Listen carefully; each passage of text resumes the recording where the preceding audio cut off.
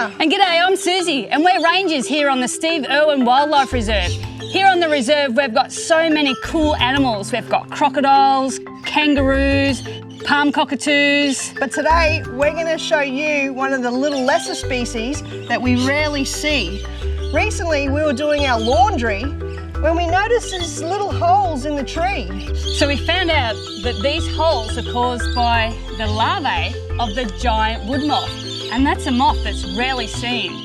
Now, Susie and I had never ever seen anything like this. So what we found out after doing some research is the female, she's much bigger than the male. She can carry up to 20,000 eggs. So after they breed, she'll lay some more eggs on the bark, which then emerge as little caterpillars. So the eggs are laid on the bark of the tree, and then when they hatch, little grubs, they go down to the ground where they feed. The little grubs then turn into little caterpillars, work their way back up the trunk of the tree, where they bore a little hole in, and then that's their little hollow that they create until they grow.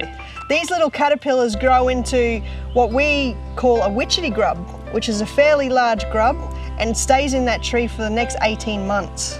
So the last stage, these grubs then start to pupate and form this shell, and they're getting ready to develop as moths and then emerge from the tree.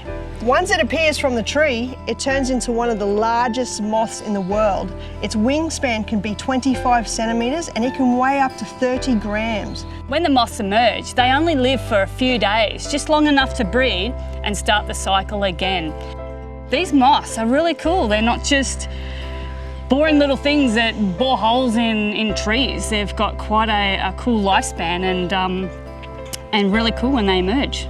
That's why we love our job as being rangers on the Steve Irwin Wildlife Reserve, because we get to protect the unique wildlife that call this place home.